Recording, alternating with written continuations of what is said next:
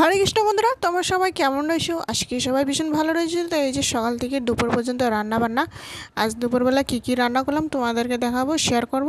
তো এই যে সকালবেলা ভগবানের জন্য আগে গুলা রুটি করে দিলাম 2-3টা মতো। তা এই যে ভগবানকে বানিয়ে দিয়ে দিই। তারপরে এই যে দুধ ছিল, দুধ নিয়ে এসেছে, দুধ গরম করে দিয়ে দিয়েছে ভগবানকে, দিয়ে সকালের প্রসাদ পাইয়ে এখন আবার দুপুরে রান্না বান্না স্টার্ট করব। কত আর সবজি খাবো, একটু বানিয়ে নিলাম ঘরে, একটু ময়দার দরকার সবজি। তো ময়দা সুন্দর করে ধুয়ে আমি এই যে ছোটো ছোটো কিমা বানিয়ে নিলাম। এই যে দেখুন, একদম ছোট ছোট নরম অংশটি বের করে নিয়েছি এটি ধুয়ে। তারপরে এই যে ছোট করে আমরা এই যে তেলের মধ্যে ভাজাভাজি করে নেব। ভাজলে কি সুন্দর ফুলে ওঠে। আবার এই যে দেখুন, যত ধুবা তত ভালো হয়।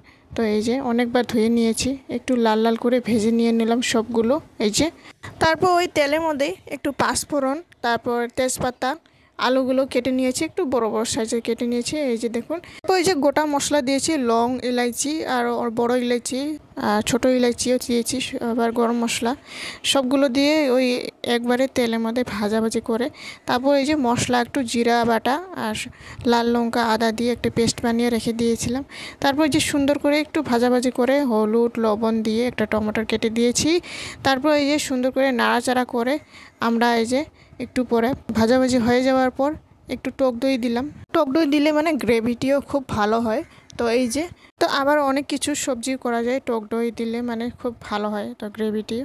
তো আমি পনিরের সবজিটিও দেওয়া যায়, আলুর দম, অনেক কিছু যদি সবজি করা যায়। তো এই যে দিয়ে তারপর এই যে জল দিয়ে দিলাম, সুন্দর মাখামাখি করে সুন্দর জল ঢেলে দিয়ে দিলাম। তারপর একটু পরে উতল আসার পরে আমরা এই যে যোনটা ভেজে রাখা ময়দার ধোকাগুলো আমরা দিয়ে দিই, উপর দিয়ে এই যে নাড়াচাড়া করে সামান্য একটু আমরা এই যে চিনি দিয়ে দিব।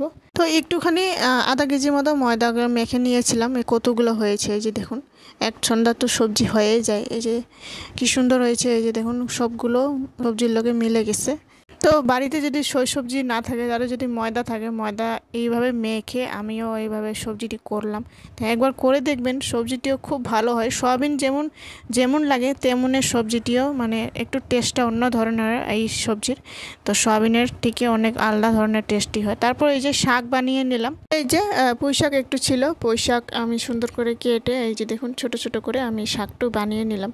তারপর এই যে এমন গরম দিয়েছিল, গরমে আবার এদিকে রান্নাবান্নার সব গরমে ধোঁয়াগুলো সব মুখে এসে যায়। মুখে আসলে তো আরও বেশি গরম লাগে, গরমে তো থাকাই যায় না।